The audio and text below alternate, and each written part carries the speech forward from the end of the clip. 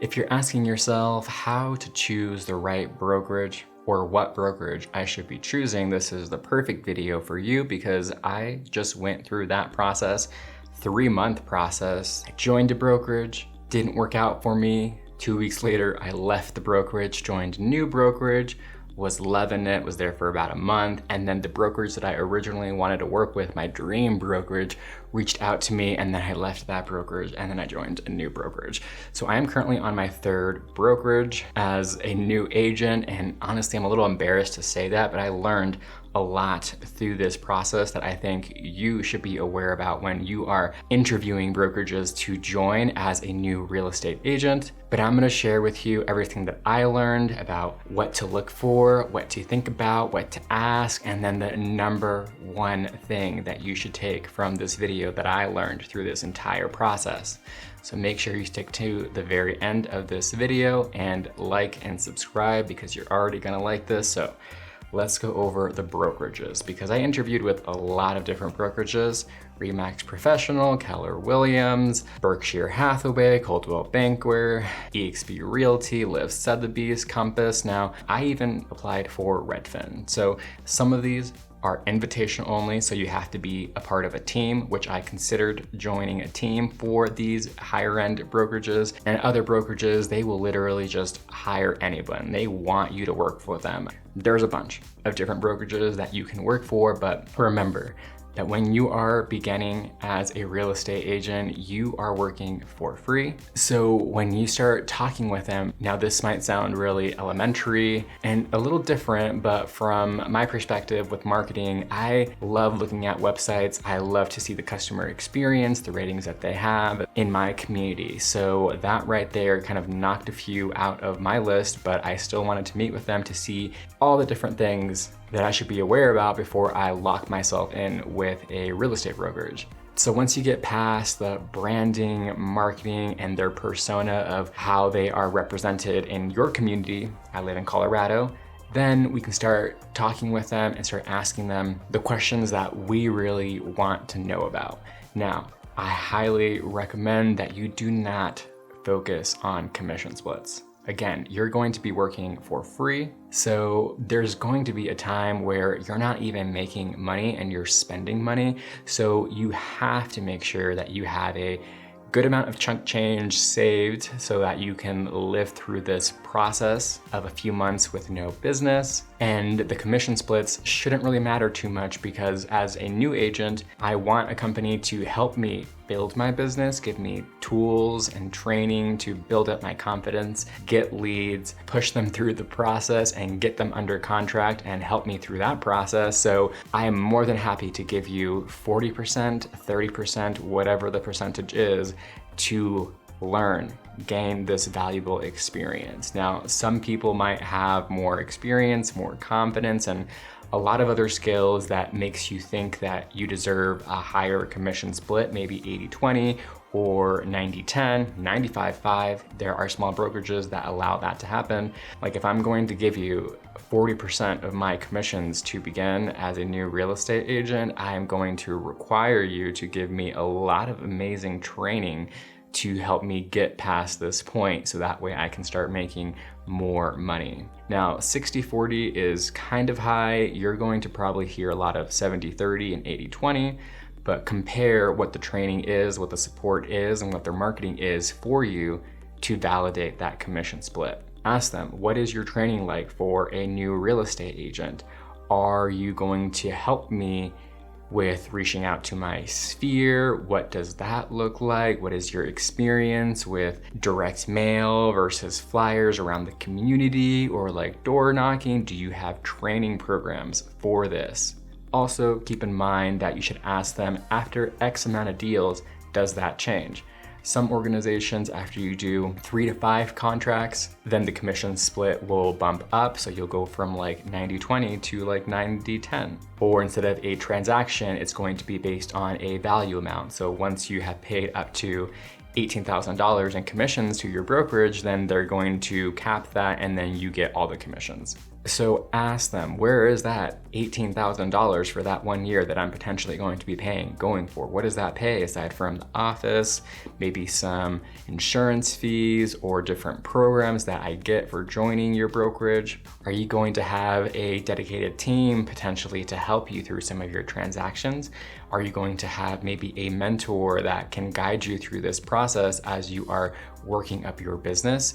Are they going to give you leads? And if they do give you leads, then what's the commission split on that? Are you getting 30 and they're getting 70? And are you helping me through this process? It's really good to know these things because some brokerages do not pay for any of it. And let's just say you're joining a brokerage and now you have to pay $650 upfront for all your association fees and $150 every single month for your subscriptions. Whereas another brokerage covers that for you, but you pay a little bit more in your commission splits. So would you rather have it all up front out of pocket or pay it later down the road as you're working on building your business? You have to know these things, which is why you should ask those questions. One thing that I learned from my experience from hopping around brokerages, I don't like saying that, it sounds bad, but we live and we learn, is ask for actual documentation. If you have a program, can I see the program? Can you show me some of your flyers? Can you show me some of your emails?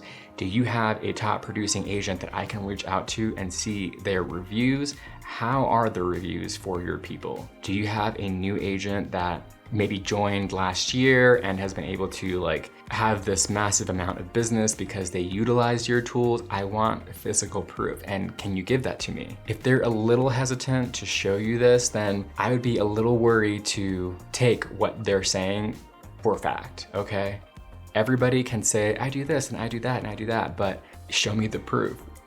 I think that's one of the main reasons why I joined a brokerage thinking this is going to be the one. I'm so excited, my very first one, and then 2 weeks into it, I was just like, wait a minute, I feel like I got fooled. I'm not going to say any names because I am not that type of person, but I was given a complete 180, which is why the next day I wrote my broker the email saying, hey, I'm sorry, it's just not working out. I am going to be inactivating my license and switching somewhere else. And I was gone. It is not personal, it is just business, and I moved on to a different brokerage. I was a little tainted. I was a little bummed that I had to go through that experience, but it's okay.